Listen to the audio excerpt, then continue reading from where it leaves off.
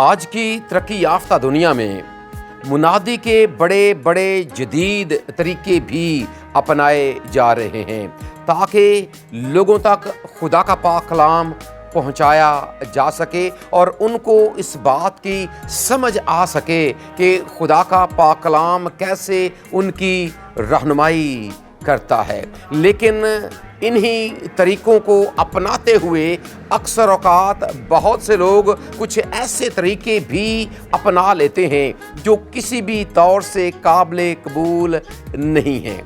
اب اس سے پہلے کہ ہم مزید اس کے اوپر بات کریں، ذرا پہلے آپ یہ ویڈیو دیکھیں، پھر ہم آگے بڑھتے ہیں۔ Ja, in the north zone of Rio de Janeiro, Brazil, an evangelical service begins like any other. Songs of praise, prayers, that energy of faith that fills the space. But what draws attention is the leader of the celebration. Pastor Marcos Lord leads the service, dressed in drag, bold makeup, a blonde wig, and a skirt. Marcos grew up in an evangelical family and went through several churches where he said he was not accepted. Today, he seeks to bring a more inclusive vision to religion. He leads the Bethel Metropolitan Community Church, which presents itself as Protestant, Reformed, and open to diversity. Posters on the walls promote the acceptance of same-sex relationships, and in the services, he addresses topics such as prejudice and homophobia. For the pastor, the central message is clear. Faith can coexist with identity and authenticity, and no type of discrimination. اب اس video میں خدا کا ایک خادم ہم جنس پرستوں کے ساتھ اظہار یکجہتی کے لیے ان جیسا حلیہ بنا کر آ گیا ہے۔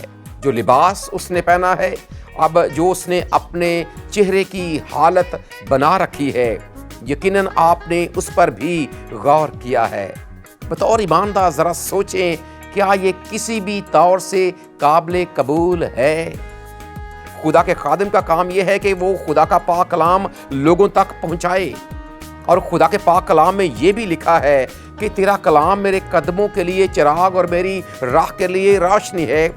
زبور نمبر 119 کی آیت نمبر 105 جو کتاب مقدس کی مشہور ترین آیات میں سے ایک ہے، اور یہ ہماری رہنمائی کرتی ہے کہ ہم نے کیسے زندگی کے ہر معاملے میں، اور اس وقت خاص طور پر جب ہم لباس کی بات کرتے ہیں تو خدا کے پاک کلام میں لباس کے حوالے سے بھی ہدایات درج ہیں۔ اور ہمیں اس بات کا بھی پتہ ہے کہ جب خدا نے ہمیں ایک پہچان دی ہے جنس کے اعتبار سے، خدا نے ہمیں نر و ناری کے طور پر پیدا کیا ہے، تو یہ اصل میں ہماری پہچان ہے، اور پھر اسی پہچان کو سامنے رکھتے ہوئے یہ لباس بھی ترتیب دیے گئے ہیں تاکہ لباس اور پہناوے سے بھی یہ پتہ چل سکے کہ یہ خاتون ہے اور یہ مرد ہے، تاکہ یہ پتہ چل سکے، یہ پہچان برقرار رکھی جا سکے۔ اب اس معاملے میں خدا نے اپنے پاک کلام میں اسرائیلیوں کو ایک بڑا خاص حکم دیا تھا۔ آئیے ذرا اس آیت مقدسہ کو خدا کے پاک کلام میں سے پڑھ لیتے ہیں۔ عورت مرد کا لباس نہ پہنے اور نہ مرد عورت کی پوشاک پہنے، کیونکہ جو ایسے کام کرتا ہے وہ خداوند تیرے خدا کے نزدیک مکروہ ہے۔ آمین۔ جب ہم اس آیت مقدسہ کی بات کرتے ہیں تو اس کا ایک بڑا خاص پس منظر بھی ہے۔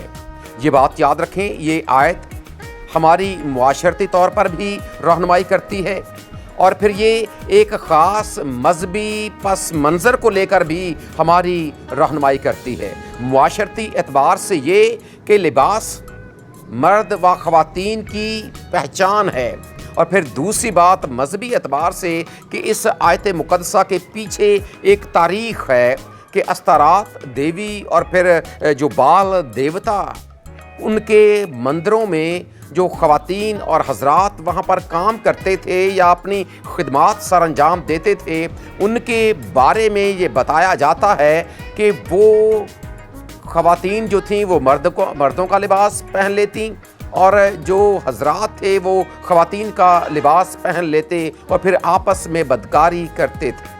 خدا کا مقصد اس آیت مقدسہ کو اپنے لوگوں کے سامنے رکھنے کا یہ بھی تھا کہ جو پہچان میں نے تمہیں دی ہے، یہ پہچان ہر صورت قائم رہنی چاہیے، اور جو یہ غیر اقوام ایسی غلیظ رسومات میں پڑ چکی ہیں، آپ نے ان سے خبردار رہنا ہے۔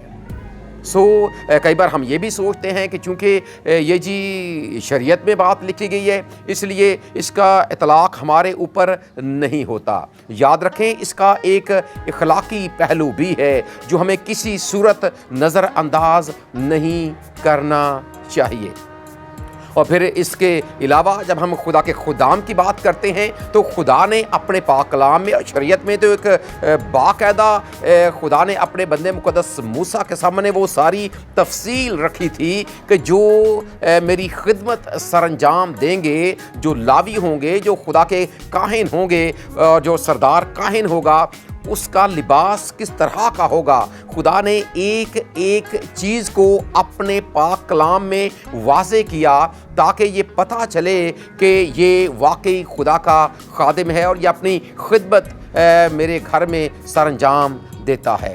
اب اس خدا کے خادم نے جو ایک عجیب حرکت کی ہے جو میری دانست میں کسی بھی طور سے قابل قبول نہیں ہے، چاہے یہ کسی کے حق میں اس نے ایسا کیا ہے یا کسی کے خلاف ایسا کیا ہے، یہ دونوں صورتوں میں قابل قبول نہیں ہے کیونکہ یہ دوسروں کے لیے ٹھوکر کا باعث ہے۔ اگر آپ نے بات کرنی ہے، آپ اپنا جو لباس ایک پہنتے ہیں آپ اسے پہن کر آئیں، جو بات آپ نے کرنی ہے وہ کریں، لیکن اس طور سے اپنے آپ کو خدا کے پلپٹ کے اوپر لے کر آنا یہ کسی بھی طور سے قابل قبول نہیں ہے۔ اور جدید دنیا میں یہ مختلف طریقے اور یہ غلط رسومات اور یہ غلط تعلیمات اس قدر عروج پکڑ رہی ہیں کہ یقیناً ہم سب نے ان سے خبردار رہنا ہے۔ اور اس سے پہلے بھی میں نے کچھ ویڈیوز اس کے حوالے سے بنائی تھیں کہ یہ ضروری نہیں ہے کہ جو چیزیں باہر سے